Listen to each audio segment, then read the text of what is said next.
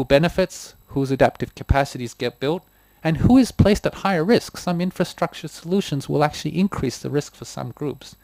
At many levels and in most places, so I'm not going to say it's always true, but in many places, governance needs to become more inclusive, deliberative, and adaptive.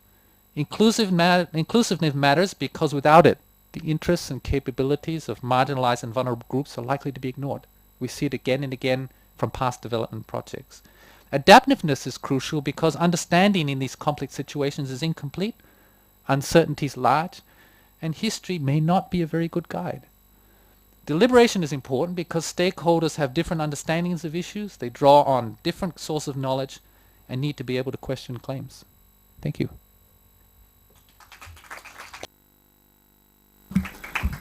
Thank you very much. Very interesting presentation, clarifying and elaborating this adaptive governance, focusing upon three pillars, inclusiveness, deliberativeness, and adaptiveness. So any questions or comments on this nice presentation?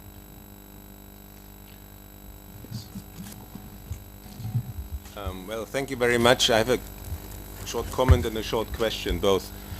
The comment, I would like to link you to what our Dutch colleagues did in the last year. They had a conference on knowledge democracy, and you might be interested in this, and give you the link afterwards, because this what you explained to us sounds very much like, with another word, could be covered by democracy to some extent. The question that I have is,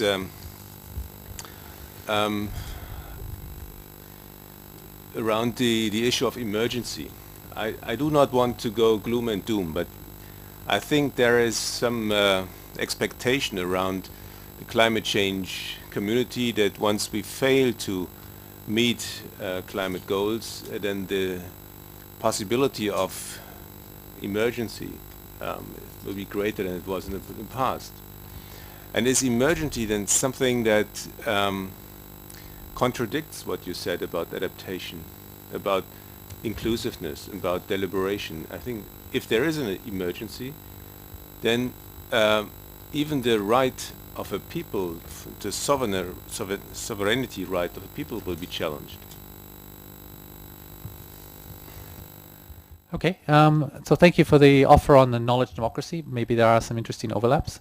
I think for disaster, my analysis I've done of disaster management schemes in Thailand and Vietnam suggests that really the importance of prevention side and preparation side. So at the time of emergency crisis, of course, authority, access to resources, etc., being able to coordinate is really important.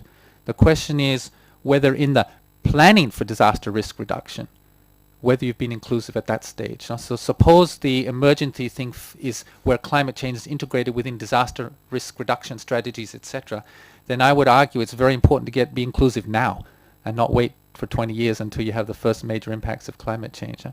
So emergency operations and planning disaster risk reduction strategies, I think, are two sides of the coin. And I think I'd answer it that way, because of course you're right. There are situations where there's not time to take a vote, but if you've done your planning right, those responsibilities and authorities, etc., have been organized with inclusive input from the start. And so local capacities where local resources are appropriate. I mean, I'm not going to argue for local solutions all the time. Right? The whole point in disaster management is that you need resources from other levels if it's big.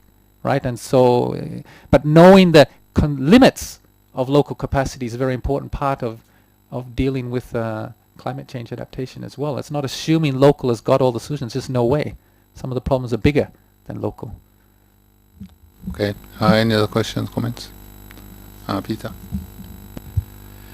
Yeah. If we could come back to the local example of the Mekong hydropower development.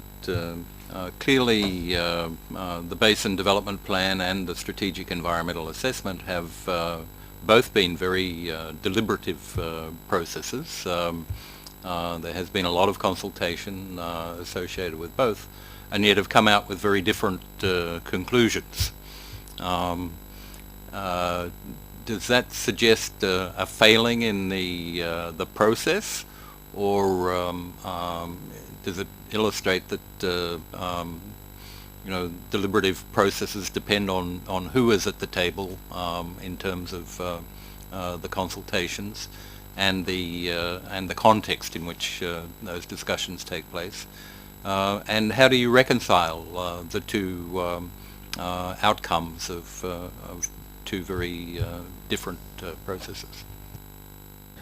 Okay, I think it's in the next 2 weeks. I expect to be a lot of discussion of exactly this topic in the media, among NGOs, and also among officials defending the differences. In my view, it underlines the importance of not thinking of adaptive only, deliberative only, or inclusive only. I think deliberative processes, of course, can be far from ideal in the way they're actually conducted, because they're not necessarily inclusive at all. And inclusive doesn't mean whether you have a representative of an ethnic minority sitting in the back corner who can't understand anything about the proceedings going on. I mean, that's tick mark as being inclusive. But the question is, how is the agenda set? Are you allowed to talk about fisheries impacts in the meeting or not? If you can't, well, you've already stopped. Or must you only talk about development as being dams? Is development allowed to be anything else? So in deliberative settings, who is involved in it, not just, is very important. Now, who sits at the table, who can set the agenda, who reports on the agenda. So I mean, there's clearly a lot to deliberative stuff that means dialogues can be quite poor, unfair outcomes as well. And I think the inclusive word is a very important one. And I think the adaptive is an important one too, because we're dealing with knowledge uncertainties in many of these issues. So that's why I'm trying to say that these three dimensions are not the only dimensions that matter. I mean, representative democracy is still important for development, etc. But these three have been underemphasized, no? And so that's why I like this, this particular project, this particular event. It's highlighting the adaptive part, and I fully support it, but it ain't enough. Okay, the last question.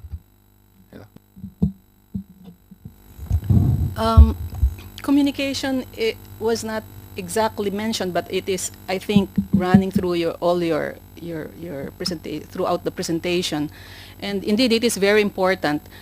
You mentioned mass media, of course. There is dialogue, but I think we should also be adaptive to current modes of communication. We should deal with the young people, especially if we're talking about long-term planning, because these are really long-term plans are really for the young people. And so we should, I think, propose or at least promote, the use of the different modes, like, the networks, the Facebook or whatever. Again, in a project that I did, we consulted the youth using internet, using emails, using Facebook. But at the same time, we also engaged them in their way of expressing themselves through paintings, through other things. So I'm just putting this as probably an addition to adaptive planning as a mode of communication. By the way, the other important thing apart from communication is the feedback mechanism. It's not enough for us to dialogue with them, but I think they should also get some feedback eventually. And here, monitoring and evaluation is a very important component. And so far, I haven't seen in all the presentations the M&E part, but somehow it should be there. And perhaps that can be highlighted as well. Thank you. Oh, yeah. Yeah, so I think, I fully agree. I think for me, I embed the communication thing as part of deliberative element. For me, the communication is not about one way. It's not about informing other stakeholders about what's about to happen to them. It's very much, but I really appreciate your suggestions on other media, other channels. And I think we have, I think it's true that most of the deliberative Democrats among us have tended to emphasize meetings around tables, and I think it's a rather limited way of looking at what's possible. No? So I think mass media is important, but I think you're right. There's a lot of new communication tools, and there's no reason why we shouldn't make it easier for people to have inputs in. I mean, translation, of course, is an issue as well, but just so I think you're spot on. We should make use of the alternative media channels in many of these deliberative processes. The deliberative process is not just one meeting. If it's done well, it is a number of different kinds of arenas, and that diversity of arenas is maybe part of the key to successful